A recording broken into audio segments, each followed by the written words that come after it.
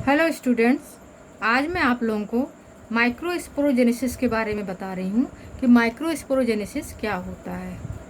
तो यह प्रक्रिया जब होती है, जैसे हमको कोई फ्लावर है, एंजियोस्पर्मिक प्लांट्स में जो फ्लावर होते हैं, हमें पता है कि उसमें जो मेल रिप्रोडक्टिव ऑर्गन होता है वो होता है एंथर। तो एंथर के अंदर बहुत सारे पॉलन ग्रेन्स होते हैं। जब ये पॉलन ग्रेन्स डेवलप हो करके, जर्मिनेट करके जब मेल गैमेटोफाइट में कन्वर्ट होते हैं, वो प्रक्रिया माइक्रोस्पोरोजेनेसिस कहलाती है। इसको मैं आपको डिटेल में एक्सप्लेन करके बताती हूँ कि मान लीजिए किसी एंथर के अंदर पॉलन ग्रेन में माइक्रोस्पोरोजेनेसिस की प्रक्रिया होनी है, तो वो कैसे मेल गैमेटोफाइट उसमें से बनेगा। मान लीजिए ये कोई एंथर है, सॉरी एंथर नहीं, ये पॉलन ग्रेन है। तो ये पॉलन ग्रेन एंथर के अंदर विकसित हुआ है। ये पॉलन ग्रेन एंजियोस्पर्मिक प्लांट का पॉलन ग्रेन है। इसमें मैं यहाँ पर 3 जर्म पोर शो किए हुए हैं। बाहर की इसकी जो वॉल है वो एक्साइन कहलाती है और अंदर की वॉल इंटाइन कहलाती है। उसके अलावा इसके पॉलन ग्रेन के अंदर एक न्यूक्लियस प्रेजेंट होता है, वैक्यूल होता है और साइटोप्लाज्म होता है। अब इस पॉलन ग्रेन में माइक्रोस्पोरोजेनेसिस होगा तो कैसे ये मेल गैमेटोफाइट में ये वाला पॉलन ग्रेन कन्वर्ट होगा।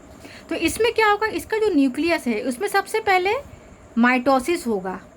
तो ये जो प्रक्रिया हो रही है, ये जब पॉलन ग्रेन एंथर के अंदर है तब ये वाली प्रक्रिया हो रही है। अर्थात जब ये पॉलन ग्रेन एंथर के अंदर है तब इसमें फर्स्ट माइटोसिस मतलब प्रथम समसूत्री विभाजन हो रहा है। अभी ये पॉलन ग्रेन एंथर के अंदर ही है और उसमें इसके न्यूक्लियस में प्रथम समसूत्री विभाजन हुआ। तो जब इसमें प्रथम समसूत्री विभाजन इसके न्यूक्लियस में हुआ तो 2 अलग अलग प्रकार की सेल्स बनती हैं। एक सेल बनती है जनरेटिव सेल, दूसरी बनती है वेजिटेटिव सेल। तो जनरेटिव सेल क्या है, ये इंटाइन जो अंदर की वॉल है उससे अटैच रहती है, जबकि जो वेजिटेटिव सेल है वो साइटोप्लाज्म में फ्रीली फ्लोट करती रहती है। तो जो जनरेटिव सेल का न्यूक्लियस होता है वो बड़ा होता है लेकिन सेल छोटी होती है, और वेजिटेटिव सेल का न्यूक्लियस छोटा होता है लेकिन सेल बड़ी होती है। अभी ये सारी प्रक्रिया जब पॉलन ग्रेन एंथर के अंदर है तब ये सारी प्रक्रिया चल रही है। इसके बाद अगला स्टेप क्या आता है कि कुछ समय पश्चात ये जनरेटिव सेल जो इसकी वॉल से अटैच्ड है, ये अब सेपरेट होके साइटोप्लाज्म में आ जाती है। अब दोनों सेल जो बनी हैं, जनरेटिव सेल भी और वेजिटेटिव सेल भी, ये दोनों सेल साइटोप्लाज्म में फ्लोट करती रहती हैं। तो यहाँ तक का पोर्शन पूरा तब होता है जब पॉलन ग्रेन एंथर के अंदर है। यहाँ तक पॉलन ग्रेन एंथर के अंदर है। अब क्या होता है, जब एंथर जो है, इसमें जब एंथर बस्ट होता है, मतलब इसमें विस्फोटन होता है, प्रस्फुटन होता है, एंथर फूटता है, तब ये पॉलन ग्रेन बाहर आ जाता है। अर्थात इस स्टेज में ये पॉलन ग्रेन एंथर से बाहर आ गया। बाहर आने के बाद से ये पॉलन ग्रेन क्या होता है, हवा में उड़ते रहते हैं। हवा में उड़ने के बाद से अब ये पॉलन ग्रेन स्टिग्मा में गिरते हैं। तो स्टिग्मा में गिरने के बाद से स्टिग्मा जो है अपने रिसेप्टर, स्टिग्मा में भी रिसेप्टर्स होते हैं, पॉलन ग्रेन्स में भी होते हैं। तो स्टिग्मा में जो रिसेप्टर्स हैं, स्टिग्मा अपने रिसेप्टर इस पॉलन ग्रेन के रिसेप्टर से मैच करता है। यदि उसका रिसेप्टर इसके रिसेप्टर से मैच कर गया तभी ये पॉलन ग्रेन उस स्टिग्मा में जर्मिनेट करेगा। स्टिग्मा आप जानते हैं फ्लावर में फीमेल रिप्रोडक्टिव पार्ट होता है। स्टिग्मा, स्टाइल, ओवरी, ये पूरा मिला करके फीमेल रिप्रोडक्टिव पार्ट होता है। तो स्टिग्मा सबसे ऊपर का पोर्शन होता है जिसमें पॉलन ग्रेन गिरता है। तो ये इस स्टेज में पॉलन ग्रेन स्टिग्मा में गिरा।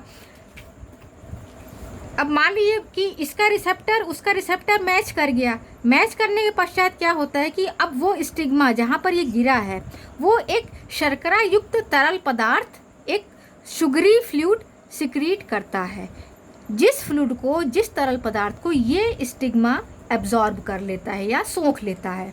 एब्जॉर्ब करने के बाद से इसकी बाहर की वॉल चूँकि हार्ड होती है, कठोर होती है, जो एक्साइन वाली वॉल है इसकी बाहर की, ये हार्ड होती है, तो इस पर कोई असर नहीं होता। लेकिन अंदर की जो वॉल, इंटाइन वॉल है, ये सॉफ्ट होती है। तो उस फ्लूइड को सोक करने के बाद से इंटाइन वॉल जो है रप्चर हो जाती है या फूल के फट जाती है।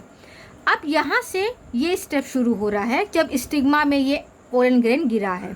तो जब अब अंदर की वॉल रप्चर होकर धीरे धीरे ग्रोथ करती है, एक छोटा सा ये इस टाइप की आउट ग्रोथ बना लेती है। ये अंदर की इंटाइन वाली वॉल है, ये छोटा सा इस प्रकार की आउट ग्रोथ ये यहाँ पे शो कर रही है, ऐसी आउट ग्रोथ बना लेती है। और इसके अंदर जो भी जनरेटिव सेल हैं, वेजिटेटिव सेल हैं, ये सारे साइटोप्लाज्म से प्रेजेंट हैं। तो इसका जनरेटिव सेल इसके जो स्ट्रक्चर बना हुआ है यहाँ पे नीचे आ जाता है वेजिटेटिव सेल, और जनरेटिव सेल भी साइटोप्लाज्म में फ्लोट करता रहता है। अब क्या होता है कि ये जो पोलन ग्रेन है, ये इसका जो ये स्ट्रक्चर बना है, जो जर्म ट्यूब जैसे संरचना बन रही है, ये धीरे धीरे बढ़ने लगती है। ये स्ट्रक्चर थोड़ा थोड़ा बढ़ने लगता है, और ये स्ट्रक्चर तब तक बढ़ता है जब जितनी लंबाई उसकी स्टाइल की होगी उतनी लंबाई तक ये स्ट्रक्चर ग्रो करेगा, क्योंकि इसको ओवरी तक पहुँचना है, ये जर्म ट्यूब को ओवरी तक पहुंचना है, इसलिए ये लंबाई में ग्रो करते जाएगा। मान लीजिए यहाँ तक इसकी लंबाई ग्रो हो गई। अब ये कंप्लीट जर्म ट्यूब बन गया। जर्म ट्यूब बनने के पश्चात से ये यहाँ पे इसका वेजिटेटिव सेल है, यहाँ पे जनरेटिव सेल है, ये यहाँ का पूरा साइटोप्लाज्म नीचे आ गया।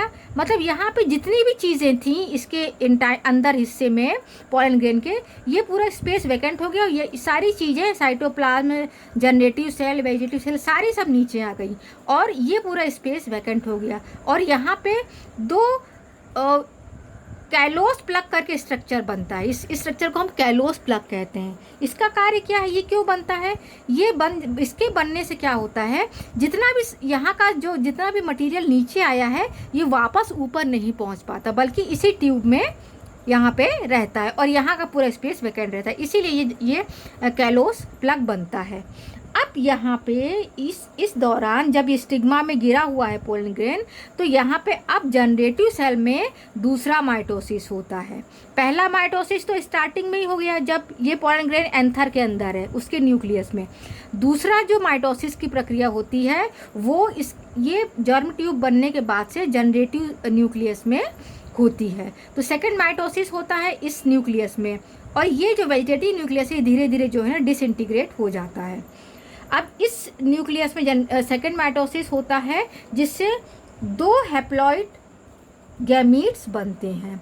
तो इस प्रकार से इसके जनरेटिव न्यूक्लियस में सेकेंड माइटोसिस होने से बाद में 2 हैप्लॉइड गैमीट्स बन जाते हैं, और ये स्ट्रक्चर वैसे ही बना रहता है, बाकी सारे स्ट्रक्चर वैसे ही रहते हैं। तो इस प्रकार से पोलन ग्रेन से ये पूरा एक मेल गैमीटोफाइट बन जाता है। इसको हम बोलते हैं मेल गैमीटोफाइट।